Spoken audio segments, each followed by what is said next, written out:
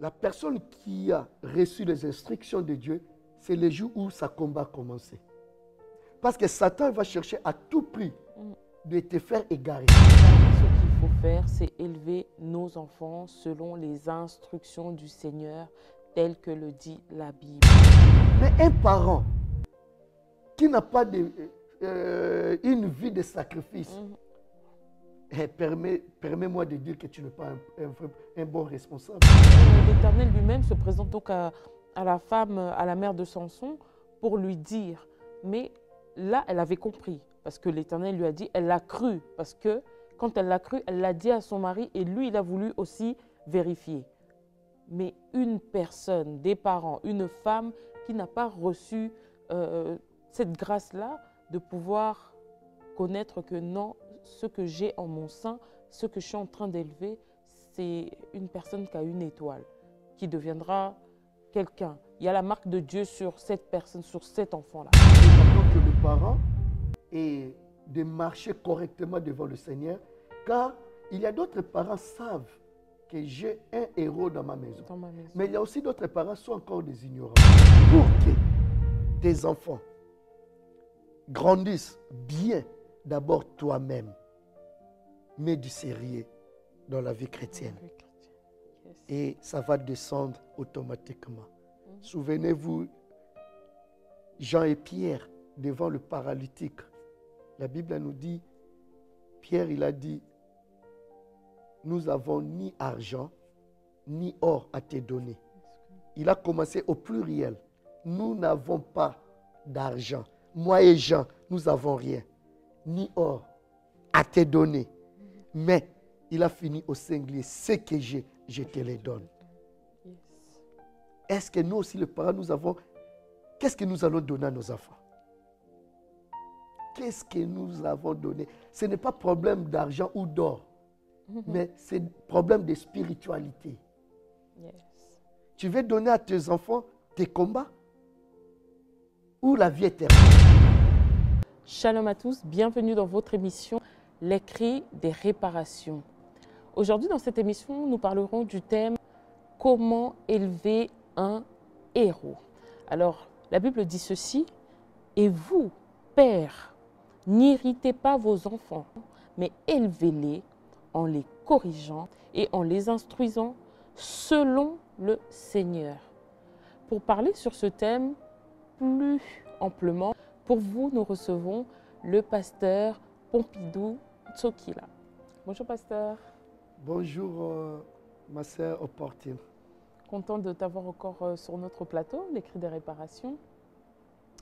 Et aujourd'hui, en tout cas, nous voulons parler sur le thème comment élever un héros. Alors, est-ce qu'il y a quelque chose de particulier qui diffère de la manière d'élever nos enfants ou élever un enfant qui a une mission? Merci ma sœur opportune. Oui, c'est bien comme thème. Comment élever un héros.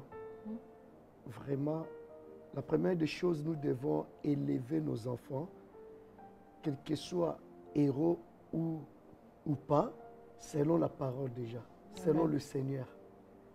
Donc, c'est selon le Seigneur que nous devons élever nos enfants. D'accord. Mais quand on parle d'héros, qu'est-ce qu'on entend en fait par le fait d'élever un héros? Bon, un héros, c'est quelqu'un qui a une mission un peu spécifique. Donc, il a une mission. Comme si je peux aller un peu plus loin, dans la Bible, nous voyons il y a aussi des enfants héros. Oui.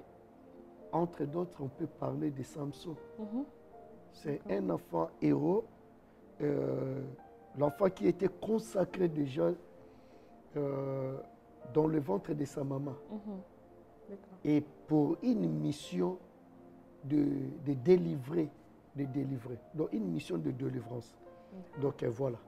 D'accord. Mais dans le fait de pouvoir élever un héros, là vous avez soulevé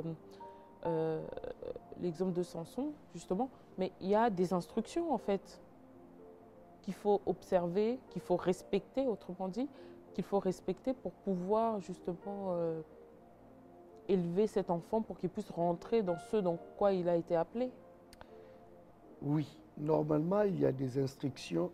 Vous savez, quand Dieu appelle quelqu'un, toujours il donne des instructions. Je peux ouvrir une parenthèse. Ce n'est pas que je suis contre. Mais vous savez, quand Dieu appelle quelqu'un, il faut que toi-même tu sois conscient de ton appel. Ça peut arriver, être appelé par intermédiaire. Ton pasteur peut venir te dire que Dieu t'appelle au ministère ou dans une mission. C'est bien, c'est possible aussi. Mais j'aime vraiment que toi-même tu sois aussi le canal par lequel que Dieu lui-même va parler. Pourquoi? Parce que dans la mission, il y a les hauts et les bas. Oui. Des fois, peut-être toi-même tu es témoin de ton appel, mais il y a des choses qui arrivent souvent. Des fois, on se pose même des questions. Est-ce que vraiment c'était Dieu? Mais admettons maintenant, tu as reçu l'appel par intermédiaire, via quelqu'un. Oui. Hey, si le Saint-Esprit ne te touche pas, tu risques de tout abandonner. Tu vas dire que non, non, non, non, ce n'était pas Dieu. Oui. Peut-être c'était ses propres ambitions ou ses sentiments. Ses sentiments, oui. Donc là, je ferme la parenthèse. Mais ici, si on peut aller par rapport à la vie de Samson, quand nous lisons dans le livre de Juges, chapitre 13, versets 1 à 5, c'est là où nous allons comprendre que la naissance, on nous parle sur la naissance de Samson. Et vous allez comprendre que c'était une famille solidaire. Il y avait la complicité, papa et maman. Quand vous lisez les Écritures, dans l'absence de papa, et maman était visitée par l'ange. Et maman était, pendant que maman était visitée, et maman, l'ange, il a dit des choses, il a donné la promesse à la dame. Et quand son mari est venu, il a dit à son mari, mais ce que j'aime, le mari, il voulait aussi la confirmation. Oui. C'est des choses très importantes même dans nos églises. Même nous, les chrétiens, nous devons avoir aussi. Ce n'est pas des doutes. Même la Bible nous dit un peu plus loin, nous devons examiner bien sûr. Les prophéties, le message. Donc, en quelque sorte, comme si le papa voulait examiner, avoir des précisions, la confirmation. Mais tellement Dieu est bon. Et l'ange, il est revenu pour la deuxième fois pour annoncer auprès de la femme. Et il a donné les instructions. Les instructions, c'était... Vous voulez qu'on puisse lire, pasteur? Oui. Je peux le lire si vous voulez. Juge chapitre 13, versets 1 à 5. D'accord. La parole de Dieu dit ceci. Les enfants d'Israël firent encore ce qui déplaît à l'Éternel, et l'Éternel les livra entre les mains des Philistins pendant 40 ans. Le verset 2. Il y avait un homme de Tchoréa, de la famille des Danites, qui s'appelait Manoach. Sa femme était stérile et n'enfantait pas. Un ange de l'Éternel apparut à la femme et lui dit, « Voici, tu es stérile, tu n'as point d'enfant, tu deviendras enceinte et tu enfanteras un fils. Maintenant, prends bien garde, ne bois ni vin, ni liqueur forte et ne mange rien d'impur. » Voilà. Au verset 5. Verset 5. Car tu vas devenir enceinte et tu enfanteras un fils. Le rasoir ne passera point sur sa tête, parce que cet enfant sera consacré à Dieu dès le ventre de sa mère. Et ce sera lui qui commencera à délivrer Israël de la main des Philistins. Oui. Il y a une différence entre quand la Bible, les écrits nous dit l'ange de l'Éternel et l'ange tout court. Quand on dit l'ange de l'Éternel, c'est lui-même Dieu. C'est lui-même Dieu et l'ange de l'Éternel. Mais si c'est un ange, on va dire c'est malange. Et c'est quoi la différence? Quand vous lisez la Bible, l'ange de l'Éternel accepte les offrandes Même si tu veux prosterner devant lui, il accepte. Mais l'ange tout court, quand tu veux prosterner devant lui, il refuse. Parce qu'il ne mérite pas ça. Il ne le mérite pas. Donc c'est ça, je ferme ma parenthèse. Et là, on va continuer. C'était lui-même Dieu qui est venu visiter ces couples. Lui-même Dieu. La femme pouvait aussi cacher ce qu'il a vu. Mais il a dit à son mari. Et le mari aussi, ce n'est pas qu'il ne croyait pas à sa femme. Mais c'est ça un homme, même un chrétien. Le chrétien de Béret, Paul nous parle, nous dit. Donc, il voulait vérifier vraiment si c'est vrai que la même personne qui retourne. Et tellement Dieu est fidèle, Dieu il est retourné. Il a visité le couple stérile. Et c'est là où, maintenant, l'Éternel, il a prédit encore à la femme que, comme quoi que tu deviendras enceinte et tu affronteras un fils. Mais maintenant, votre réponse, c'est quoi par rapport à votre question? La Bible nous dit, le Seigneur lui-même, il a dit, prends bien garde. Il a dit maintenant, pas demain, mais là. C'est à présent. Maintenant, prends bien garde. Ne bois ni vin, ni liqueur forte, ni, ou bien on peut dire l'alcool. L'alcool, oui, tout à fait. Et ne mange rien d'impur. C'est ça. Les instructions. Donc si autrefois il buvait, il mangeait des choses impures, mais dès aujourd'hui, de maintenant, pas après, de maintenant, il ne faut plus jamais toucher à ces choses. D'accord. Donc on voit que pour pouvoir élever un héros, quelqu'un qui a reçu, c'est-à-dire que cette personne a déjà été choisie de l'Éternel depuis le ventre de sa mère, ce genre de personne doit être élevé avec des instructions. Oui. Là, vraiment, sans hésitation, j'ai dit oui. J'ai dit oui. Et les instructions pour élever un héros, donc prévenez que Dieu a donné déjà à la maman de Samson, et pas seulement à la maman, ni aux parents, mais Dieu a donné aussi à l'enfant. Et quand nous lisons au verset 5 que vous venez de lire, la Bible nous dit, car tu vas devenir enceinte et tu affronteras un fils. Le rasoir ne passera point sur sa tête, parce que cet enfant sera consacré à Dieu de le ventre de sa maman. Donc même, pas seulement vous les parents, même cet enfant-là, il a aussi des instructions à respecter. Le rasoir ne passera jamais sur sa tête. Donc c'est ça. D'accord. Et du coup, vous avez développé du fait que quand même dans cette famille, donc il y avait l'unité, c'est-à-dire que la femme, bien qu'elle ait reçu cette apparition de l'ange de l'Éternel qui lui a dit qu'elle deviendra enceinte, donc là, quand on lui dit déjà qu'elle deviendra enceinte, donc elle était stérile, la Bible le relate, et du coup elle en parle à son mari qui demande confirmation de pouvoir voir. Est-ce que à chaque chose que nous faisons ou à chaque message que nous recevons, est-ce que justement nous devons nous diriger vers Dieu pour demander une confirmation? Bon, là maintenant, tout dépend de la dimension de ta foi. D'accord. La dimension de ta foi. Mais cela n'exclut pas de demander. Mais tout dépend de la dimension de ta foi. Je rigole avec ma femme souvent. Ma cadette, elle a 11 mois. Donc 11 mois.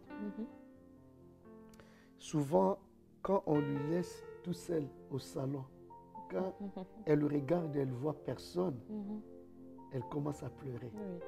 Un jour, j'ai dit à ma femme, regarde l'attitude d'un nouveau converti. Et ma femme, elle rigolait avec moi. Elle dit pourquoi? J'ai dit c'est comme ça. Ma fille on est juste à côté, à la cuisine. Mais du fait qu'elle se retrouve seule au salon, elle pleure. Pour elle, elle croit que pour être en sécurité, il faut qu'elle voie. Donc c'est pour cela que j'ai dit à ma femme, c'est des attitudes des nouveaux convertis. Dans le sens que si vous priez, il n'y a pas de manifestation du Saint-Esprit, il va dire que Dieu n'était pas là. Il faut qu'elle voie, la personne voie que les chaises sont... que les gens tombent. Que les gens tombent pour la personne. Dieu était là. Donc, voilà. Donc, mais la personne qui a une dimension de foi plus élevée, signe ou pas, il sait que la présence de Dieu est là. Donc, c'est ça. On peut ou on ne peut pas. Tout dépend de ta façon, de ta relation, la dimension de ta foi envers le Seigneur. Envers le Seigneur.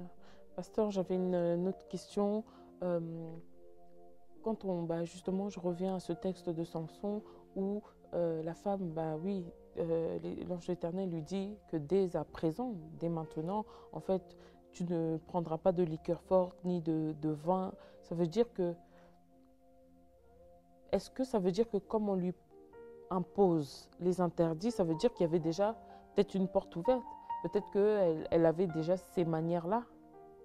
Elle avait déjà peut-être l'habitude de boire un petit vin en mangeant comme certains le font, ou elle avait ces habitudes-là et que parce que justement elle va recevoir cette semence-là et que l'Éternel lui donne des interdits.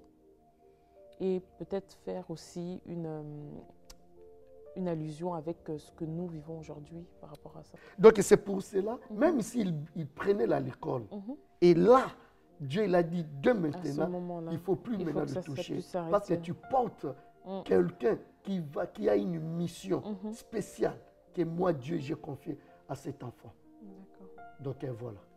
Mais du coup, dans la vie de cet enfant qui est élevé tel un héros, du coup, qu'est-ce qu'ils peuvent rencontrer en fait comme problème, comme souci? Parce qu'on voit que quand on a la marque de Dieu, ce n'est pas si simple de pouvoir... on ne vit pas tel qu'on le voudrait, on vit selon les instructions de Dieu. Il y a des choses qu'il ne faut pas faire. Oui, on vit selon les instructions de Dieu. Effectivement, il y a des choses qu'on ne peut pas faire. Nous n'avons pas le droit de le faire. Et je dis souvent aux enfants de Dieu, la vie de sanctification, c'est un combat.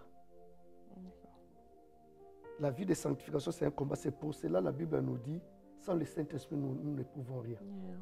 Donc la vie de sanctification, c'est un combat. Pourquoi? Pendant que mes pensées me poussent à penser quelque chose d'impur, et moi, je dois lutter avec mes pensées. Pendant que ma bouche me demande de sortir un gros mot, moi, je combats avec ça. C'est ça la vie de sanctification.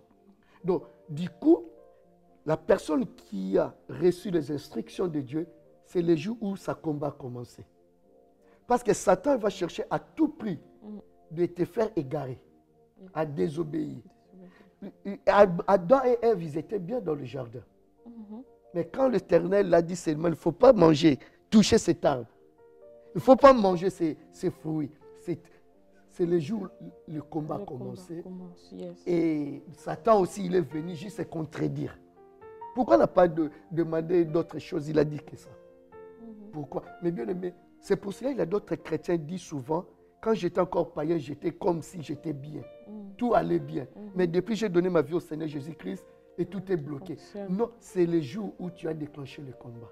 Donc, les instructions de Dieu en nous, la parole de Dieu qui est notre boussole, c'est ça qui nous, entre guillemets, qui nous cause des problèmes. Mais c'est pour notre bien. D'accord. C'est ça. D'accord. Alors, donc, je disais, quand même, dans la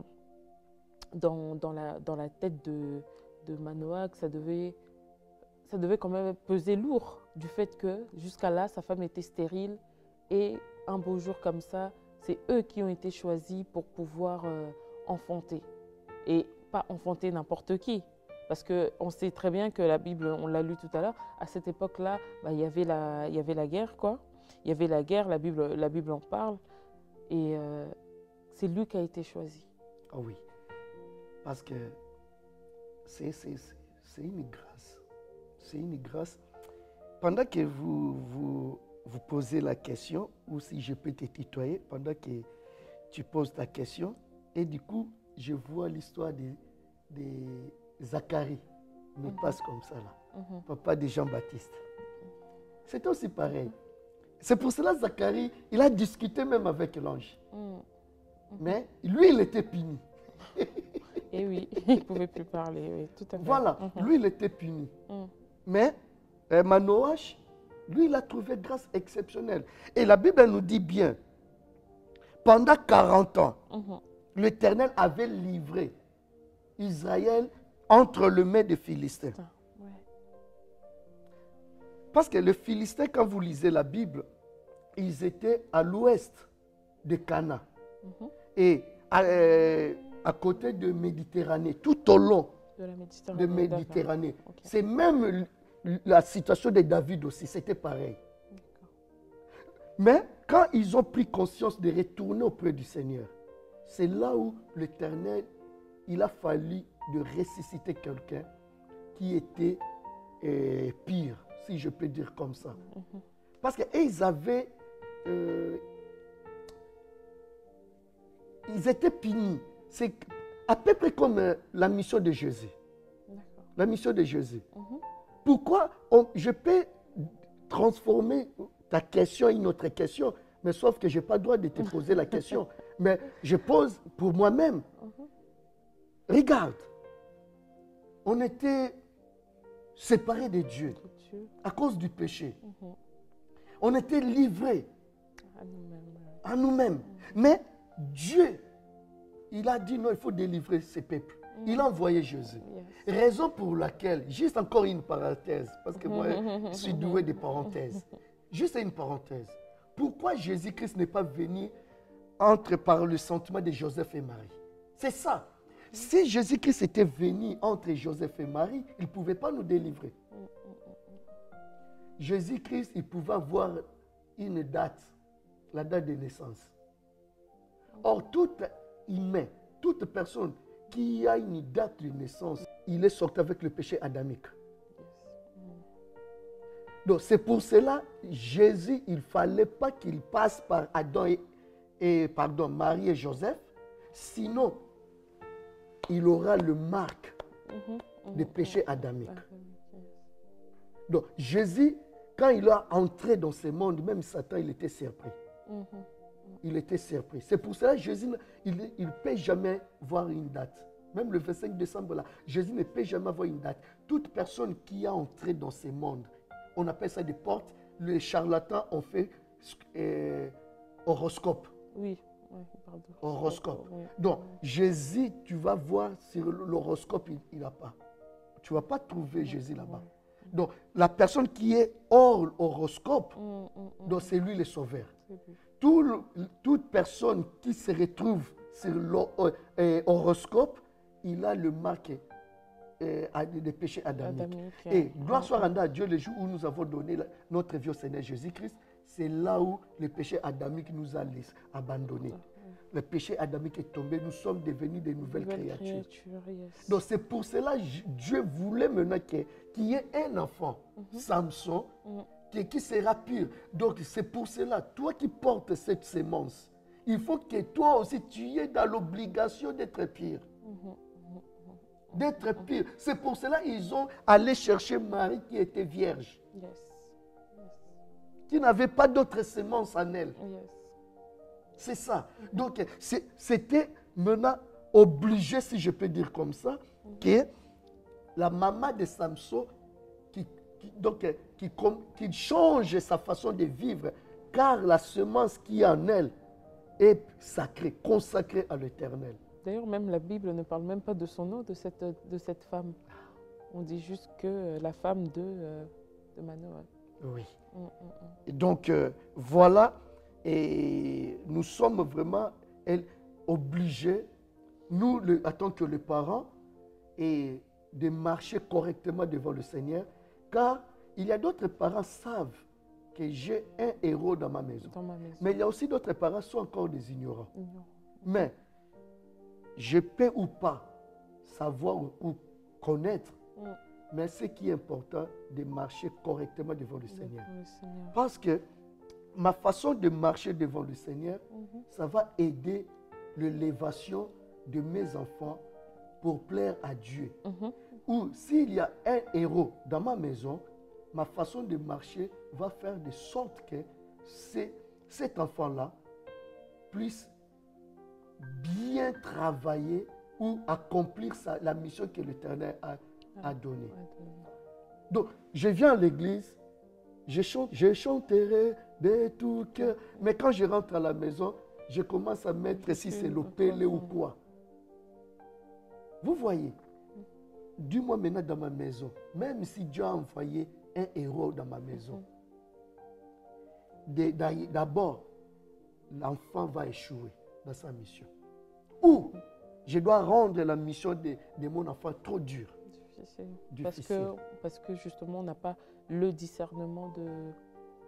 Est-ce que c'est parce qu'on n'a pas le discernement ou simplement parce que on n'a pas accepté Christ? C'est l'ignorance. C'est l'ignorance. Très bien. Maman opportune, quand tu étais encore jeune, des fois, tu dépensais 100 € avec tes copines. Comme ça. Oui, l'inconscience. Oui. Depuis que tu es devenue maman, la femme d'un monsieur, au jour d'aujourd'hui, même quand tu as 10 € pour le dépenser au McDonald's, des fois tu regardes, est-ce que l'enfant, le lait de mes enfants, est-ce qu'ils ont des goûters? Donc ça change. Je suis dans l'obligation de se sacrifier pour que mes enfants aient une bonne santé, puissent avoir une bonne santé, puissent aller plus loin. Tu vois, donc c'est pareil. On a une réflexion différente. Là, c'est dans le domaine physique. Yes. Mais je peux le faire aussi dans le domaine spirituel. Même quand j'étais tout seul, je peux faire n'importe quoi. Mais quand j'ai encore maintenant les enfants, chaque parent cherche le bonheur de ses enfants. Quel que soit héros ou pas. Mais nous devons chercher le bonheur de nos enfants. Donc, du coup, ma façon de voir les choses, il faut que ça change. Donc, la première des choses, il faut que je puisse intégrer la vie de sacrifice. Yes. Même si je dormais comme un cochon. Mais là, maintenant, avant de dormir, il faut prier d'abord pour chercher la sécurité même de mes enfants. Yes. Mais un parent qui n'a pas une vie de sacrifice, permets-moi de dire que tu n'es pas un bon responsable. Un bon responsable. Tu es encore comme un jeune homme qui mange des grecs avec des potes, mais pendant que tes enfants souffrent à la maison, ils n'ont même pas de yaourt. C'est ça même dans les domaines spirituels. Ça montre le sens de responsabilité le sens de responsabilité que les parents ont envers leurs enfants. Oui. Oui, nous avons... On voit que ce sens de responsabilité que Manoak et sa femme ont respecté d'ailleurs. Oui, nous avons une énorme responsabilité. Un exemple encore. Aujourd'hui, j'ai ma fille, elle est encore trop petite. Si vraiment je dis je l'aime ma fille, je vais aider ma fille. Pendant que je fais des débauches de gauche à droite, je peux ramener la maladie à la maison. Je risque de mourir. Oui. Et la suite de ma fille, devinez. La suite de ma fille. Oui. Et là où je dis maintenant j'aime ma fille. Si j'aime ma fille, la première des choses, je dois me préserver d'abord moi-même pour sécuriser, comme on dit bien que c'est Dieu qui nous sécurise, mais pour assumer d'abord ma responsabilité. Et après, pour aider aussi ma fille. Donc, nous devons être des hommes et des femmes qui vont se sacrifier pour élever nos enfants. Pour qu'ils arrivent à atteindre l'objectif, le rôle que l'Éternel a donné. C'est ça. S'il fallait fortifier par là une personne cet après-midi, que direz-vous à une personne ou à des parents, plutôt à des parents, parce que c'est comment élever un héros, c'est plutôt le rôle des parents qui doivent observer envers leur enfant. Merci pour fortifier quelqu'un. La première des choses, je vais dire d'abord une chose que la Bible nous dit, parce que tout ce que nous disons, c'est autour de la Bible. Yes. La Bible nous dit la foi vient de ce qu'on entend. Ce qu'on entend vient de la parole de Dieu. Pendant que l'enfant, il n'a pas encore atteint l'âge de maturité où il ne sait pas lire. Il n'a pas encore compris la parole de Dieu. Sa foi dépend aussi à ses parents. Et est attaché aux foi de ses parents. Je donne un exemple. Admettons, l'enfant est malade. C'est ma foi qui va agir. Ou la foi de sa maman. Et elle peut dire, ou je peux dire, non, je ne pars pas à l'hôpital, je vais prier. Dieu va la guérir. Et je prie, Dieu guérit ma fille. Tu vois, c'est ma foi, ce n'est pas la foi de l'enfant. Parce que l'enfant, il ne connaît pas. Il n'a pas notion de tout cela. à fait. Si je dis, bon, je ne lui donne pas le médicament, je vais prier, il sera guéri. C'est ma foi. Yes. Mais il y a un certain âge, il va commencer petit à petit à se détacher de la foi des parents. C'est l'âge où lui-même maintenant, il va accepter Jésus-Christ comme Seigneur et Sauveur de sa propre vie personnelle. C'est comme Samson aussi. Il y a un moment, il était détaché de ses parents. C'est là où Samson il a échoué. Mais auprès de ses parents, l'intégrité des parents, le respect des instructions des parents, de Dieu auprès de ses parents, Samson il avait réussi. Mais les jours où il s'est séparé avec ses parents, c'est là où Samson, au lieu d'aller se ressourcer auprès des parents qui ont vu Dieu lui-même, mais il veut faire à sa manière. La Bible nous dit c'était la chute de Samson.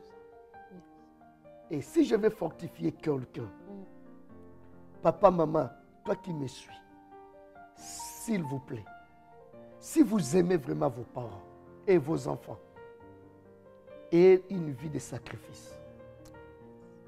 Dans la façon dont vous se sacrifiez dans des choses matérielles, des fois, tu te prives de manger, de bien habiller pour tes enfants. Faites-le encore. Je vous encourage, c'est bien. Mais le mieux, de le faire encore dans le domaine spirituel. Tu ne sais pas les enfants que Dieu t'a donnés. Demain, ils seront qui? Il sera qui? L'avenir de ton enfant, sa réussite, son échec, premier responsable, c'est toi. Parent. Parce que si maman de Samson, elle avait négligé les instructions de l'Éternel, automatiquement, ça pourrait être l'échec aussi de son enfant.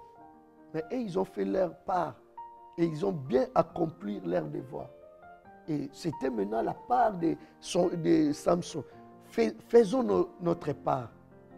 On ne souhaite pas que le tour de nos enfants ils vont échouer. Non, restez toujours à côté pour coacher nos enfants.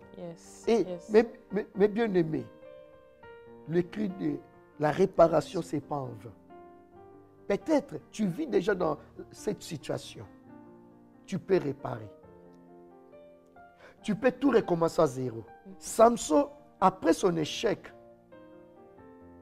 il a retourné auprès du Seigneur. Et Dieu a donné à Samson au-delà de ce qu'il avait autrefois. Mais malheureusement, les conséquences. Samson, il a fait de grandes choses par rapport à autrefois, mais lui-même ne voyait pas ce qu'il est en train de faire. Il ne voyait pas. C'est ça aussi les conséquences du péché. Tu peux rattraper le retard, mais avec un défaut, comme tu peux rattraper aussi sans défaut. Mais il n'est pas encore tard. On peut retourner. Ramène tes enfants auprès du Seigneur. Mais pour que tes enfants grandissent bien, d'abord toi-même, mets du sérieux dans la vie chrétienne. Et ça va descendre automatiquement. Souvenez-vous, Jean et Pierre devant le paralytique. La Bible nous dit, Pierre, il a dit, nous n'avons ni argent, ni or à te donner. Il a commencé au pluriel. Nous n'avons pas d'argent. Moi et Jean, nous n'avons rien. Ni or à te donner. Mais il a fini au singulier. Ce que j'ai, je te les donne. Est-ce que nous aussi, les parents, nous avons... Qu'est-ce que nous allons donner à nos enfants?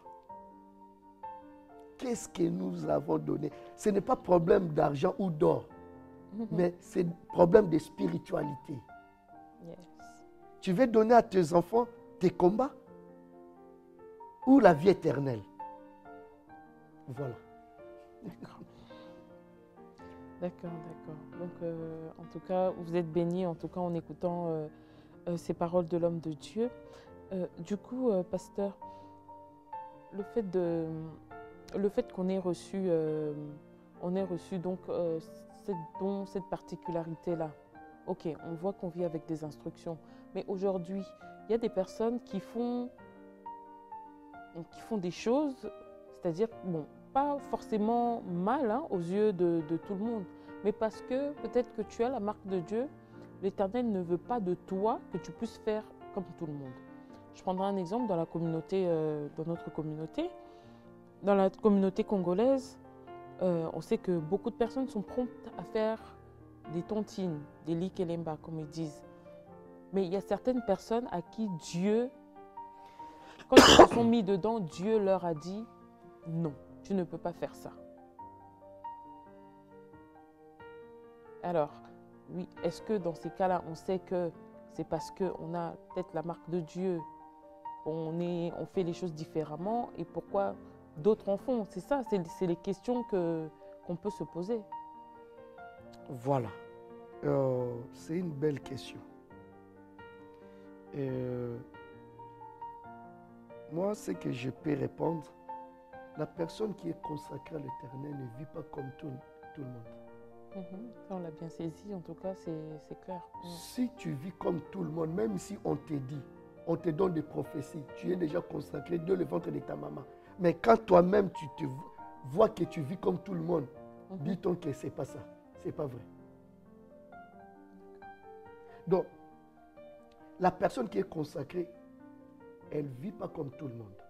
Et il y a des choses, si l'Éternel dit non, des fois, tu n'as pas besoin de chercher à comprendre pourquoi non. Pourquoi? Yes. Pourquoi non? Mais des fois, il y a aussi des choses que l'Éternel peut dire oui. Des fois, tu n'as pas besoin de comprendre pourquoi oui. Vous savez, les trucs, comme on dit souvent, j'aime le mot qu'on dit likelemba. Yes. En réalité, ce n'est pas un péché. En réalité, ce n'est pas un péché. Mais à qui tu es en train de faire des affaires? Parce qu'il y a d'autres personnes qui peuvent te neutraliser par rapport à ton propre argent. Tu ne sais pas quel genre d'argent que tu reçois, tu ramènes chez toi à la maison. Avec qui tu mélanges ton argent aussi. Oui. C'est ça aussi. Donc, il y a des choses, nous devons, il ne faut pas trouver des mots partout, mais l'environnement, à qui j'ai l'affaire. Mais bien aimé, le diable nous cherche dans tous les moyens. Peut-être il va prendre ton argent pour te donner l'argent sale. Peut-être c'est une porte que tu ouvres pour que le diable entre dans tes finances. Mais pas forcément que c'est un péché. Faire likelemba. Vous savez, même dans la Bible nous parle l'histoire des banques Lambert. Ça existe dans la Bible. Oui. Et la Bible nous dit quoi? Quand tu prêtes à ton frère l'argent, il ne faut pas que tu sois créancier de ton frère. Tu demandes avec l'intérêt. C'est un péché. C'est la Bible qui nous dit. Quand tu demandes avec intérêt, c'est un péché. Et même si il t'avait dit qu'il va te rendre demain, et le lendemain, ton frère, il a eu du mal à te donner, tu viens chez lui, tu saisis quelque chose de ton frère ou de ta sœur, la Bible nous dit, il ne faut pas que les choses que tu as saisies passent la nuit chez toi. Il faut le rendre. Supposons que tu as saisi son manteau et la nuit froid, il a eu froid, il meurt. Dieu va demander son sang, le compte. Tu peux prendre, mais il ne faut pas que cela passe la nuit chez toi. Mais par contre, la Bible nous dit, chez les étrangers, tu peux le faire. L'argent avec intérêt. Mais regarde même dans nos églises. Tu vas voir même les mamans pasteurs, même les pasteurs, même les évangélistes, ils prêtent même pour payer le loyer de l'église. Tu sais ce qu'il dit? Je connais une maman qui donne l'argent avec 30%. Mais peut-être c'est lui-même. D'accord. Ton frère souffre à l'église pour aider ton frère. Tu veux lui donner l'argent avec intérêt. Déjà, il n'a rien. Pourquoi tu mets encore 30%? Ce n'est pas l'aider, en tout cas. Effectivement, ce n'est pas l'aider. Ce n'est pas l'aider.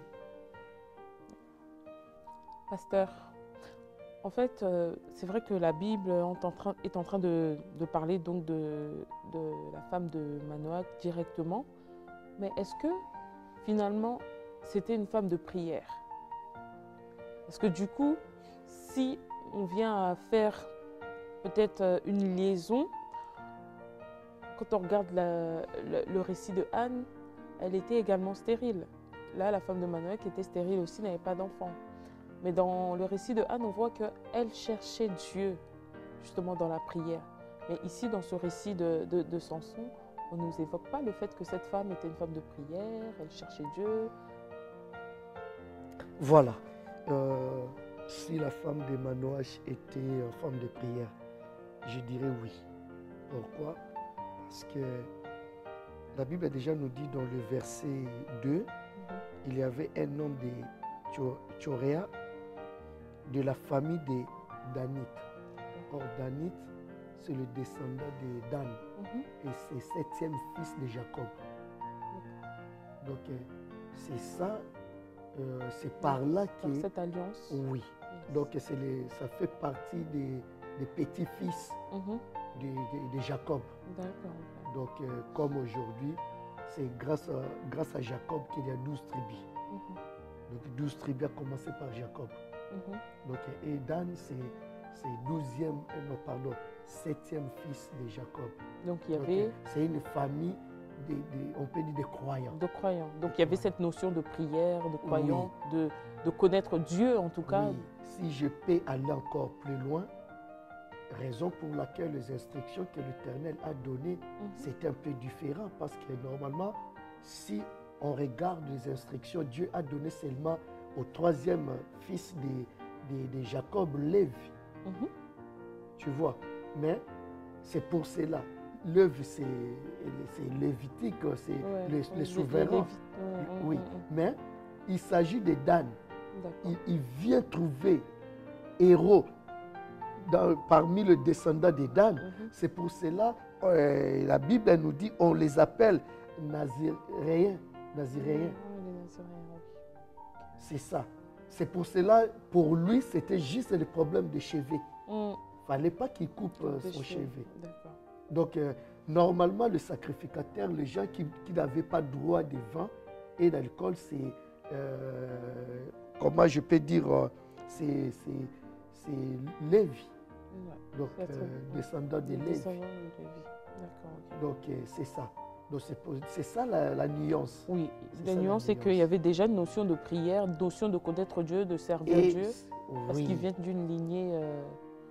Oui, pour aller encore plus loin. Mais Dieu pouvait prendre un enfant dans la lignée, oui. Dans la lignée de Lévi. Mais ils sont des sacrificateurs. Ils ne savent pas utiliser les épées.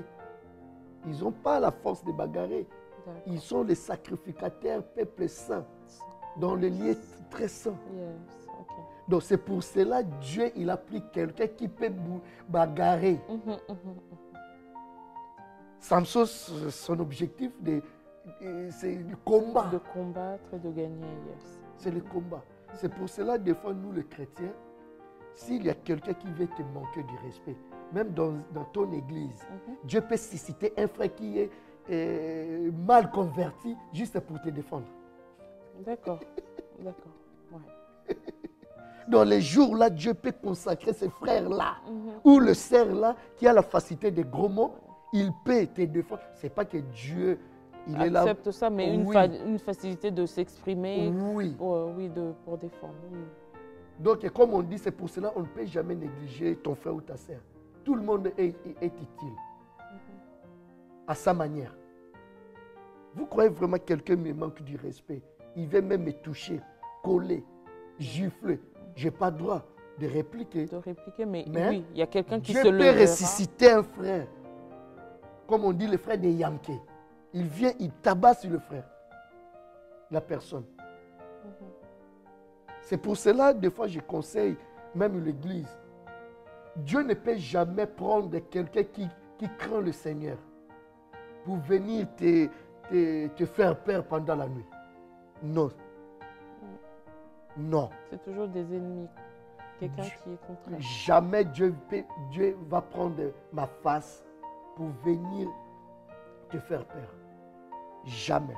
Soit je n'appartiens pas dans la famille chrétienne, ou je ne suis pas fils de Dieu, ou soit je suis sorcier moi-même, ou je ne suis pas dans l'enclos de l'Éternel. C'est pour cela que le diable peut me prendre pour aller faire tout ce qu'il a besoin.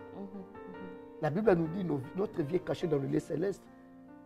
Quand est-ce que le diable va venir dans le lieu céleste et me prendre pour aller faire peur à quelqu'un? Donc c'est impossible. C'est impossible. Donc du coup, la famille de Manoach, c'est une famille de croyants.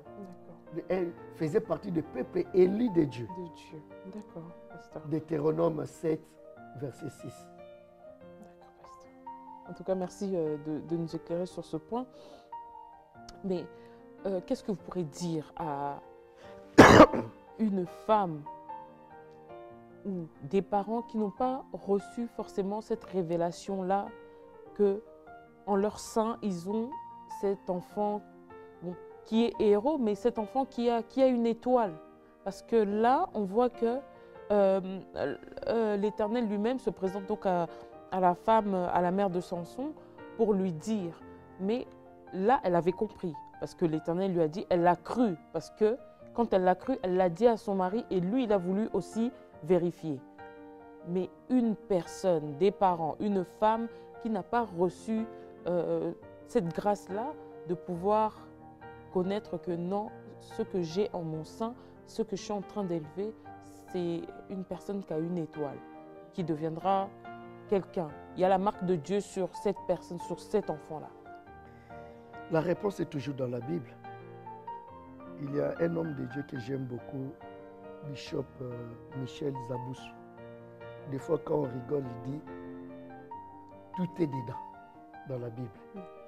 Tout ce que tu cherches, la réponse est dans la Bible. » Proverbe 22:6. Qu'est-ce que la Bible nous dit? Instruis l'enfant selon la voie qu'il doit suivre. Et quand il sera vieux, il ne s'en détourne pas. Ou détournera pas.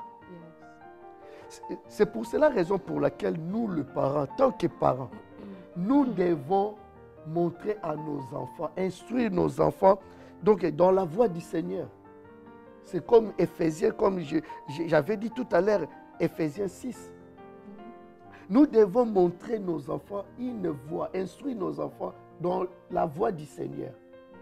Parce que tu ne sais pas son avenir, qu'est-ce que Dieu a mis dans la vie de cet enfant. Comme tu viens de dire, Manoach et sa femme, et ils ont eu la grâce de comprendre qu'ils ont un enfant consacré, un libérateur. Un héros. Un héros même, si je peux aller loin. Mais les autres, c'est ça le problème. On prépare déjà l'enfant. Montre l'enfant déjà la voie qu'il va suivre. Mais on ne sait jamais, peut-être dans 15 ans, 20 ans, et ça va déclencher ce que Dieu a mis en lui. Donc, c'est si simple que ça. C'est une belle réponse. C'est une belle réponse. En tout cas, quoi qu'il en soit, nous devons instruire nos enfants sur les voies de l'Éternel. L'Éternel. Point. C'est ça. D'accord.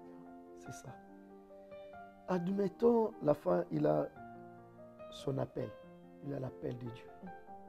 Et pendant que les parents, ils sont là dans des distractions, mais vous n'aidez pas l'enfant de l'instruire dans la voie de l'Éternel. Et à l'âge de 18 ans, 19 ans, l'enfant il se retrouve à Fresnes, dans une prison. Peut-être dans une prison et peut-être condamné à 50 ans. Vous voyez, malgré la sémence de Dieu en lui, mais il se retrouve coincé quelque part. Donc on perd tout. Tu vois, Dieu peut susciter quelqu'un d'autre, mais la famille, votre enfant maintenant, il se retrouve. C'est ça le problème. Tout à l'heure, j'ai dit le sacrifice que nous faisons sur le plan physique, social, à nos enfants. Moi, je vis des parents, ça fait 10 ans, 15 ans, il n'a jamais mis le Nike à ses pieds. Tout ça économisé pour acheter le Nike à ses enfants. Moi, je vis des parents, ils ne ramènent même pas de gamelle. La gamelle dans le lieu de travail. Tout ça, les 10 euros là. Ils ne mangent même pas au travail. Tout ça, les 10 euros là, pour mettre quelque chose à la maison pour ses enfants. Bravo, j'encourage de continuer. C'est ça, un bon responsable. Mais sur le plan spirituel. Mais tu vas voir le même parent qui fait ça, mais chaque soir dans des ganas. Chaque week-end dans des fêtes. Et le dimanche, il est absent à l'église. Pourquoi? Parce que j'étais dans une fête. Aller à la fête, ce n'est pas un péché. Aller prendre, partager quelque chose avec tes frères, ce n'est pas un péché. Qui peut imaginer que Jésus, dans le livre de Jean, chapitre 2, Jésus aussi il était invité dans une fête, au mariage, noces de Cana. Il était invité, on lui a donné l'invitation. Il était là. Ce n'est pas un péché d'aller dans une fête. Mais c'est à nous d'équilibrer, faire de part des choses. C'est ça. Ok, la gloire soit rendue à Dieu. Alors, du coup, pour répondre simplement à cette question, comment élever 1 euro aujourd'hui, qu'est-ce que vous direz, en tout cas, afin de pouvoir clôturer cette émission, qu'est-ce que vous direz à une personne qui nous a regardé et qui se dit, en fait, finalement, qu'est-ce qu'on fait pour élever quelqu'un qui a reçu une grâce particulière? Voilà. Je vais conclure par rapport à la référence que tu avais donnée, Éphésiens 6. Et pour conclure, je peux dire au verset 4, ou si tu me permets de lire même verset 1 à 4, la Bible nous dit, enfants, obéissez à vos parents selon le Seigneur, car cela est juste. Et au verset 2, la Bible nous dit, honore ton père et ta mère. C'est le premier commandement avec une promesse. Et au verset 3, la Bible nous dit, afin que tu sois heureux et que tu vives longtemps sur la terre. C'est là aussi, il y a beaucoup de chrétiens qui commettent des erreurs. On dit, les parents sont les dieux de terre. Les dieux sur la terre. Sur la terre. Ce n'est pas marqué dans la Bible, mais pour vivre longtemps. Donc c'est ça. Et au verset 4, c'est ça maintenant ma réponse. Et vous, pères, n'héritez pas vos enfants, mais élevez-les en les corrigeant et en les instruisant selon le Seigneur. Pas selon le monde, mais selon le Seigneur. Amen. Hériter le Seigneur, ce n'est pas un péché. Mais, quelle pensée qui est derrière? La Bible nous dit qui aime bien châtie bien. Dieu nous...